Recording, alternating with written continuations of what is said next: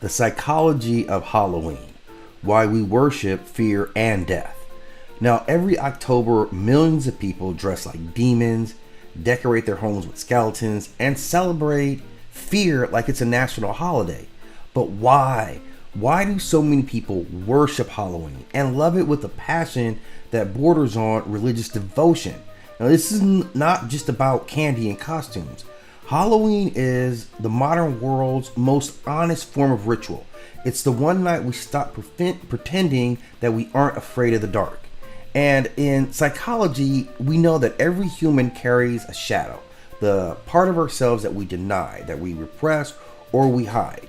Now, Halloween is the global festival of that shadow. It gives people permission to embrace the monsters inside without any judgment.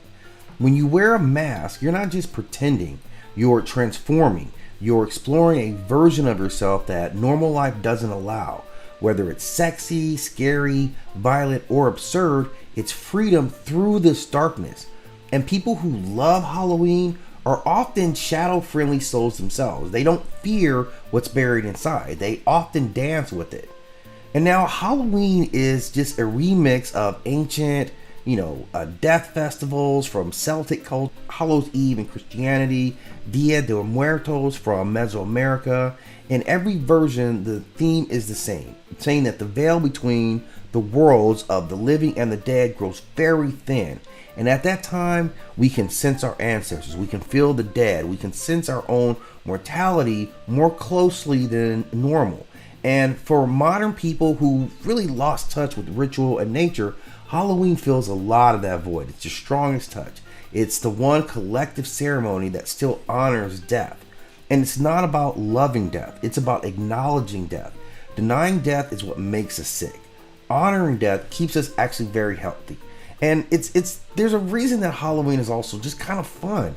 Because for one night, we kind of flip the social orders. We let kids roam the streets demanding tribute from adults. The quiet neighbor becomes a vampire. Fear itself turns into entertainment. And then it gets this whole carnival spectacle of controlled chaos. And society itself runs on repression, every day. But repression itself requires a release. And that's what Halloween is. It gives a safe outlet. It's mayhem, but with permission. And the horror of it is symbolic. It's rebellion within boundaries. So for those who live for Halloween, they may not be trying to escape reality, but they really are reminded of the forces that are the boss in nature, right? We can't escape that. So when you're doing this thing, it's control of this horror. You're decorating the home with skeletons and tombstones. This isn't a death wish. This is really psychologically a power move. You turn death into decor in a way you control it.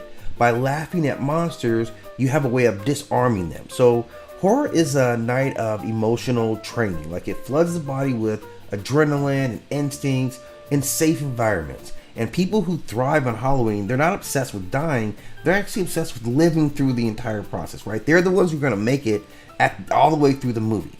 So this is a rehearse courage, practicing.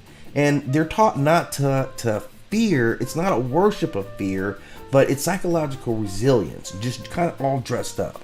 So beneath all the laughter and the sugar high, Halloween is still a very sacred ritual. Every pumpkin and ghost is a quiet reminder of the people who came before us. We're allowed to talk about death, but what we're really doing is expressing continuity. We're saying in this realm that the dead, they're not gone. They're just at a deeper or different level of our same cycle. So Halloween is not death worship, it's actually ancestor therapy, allowing a deeper connection.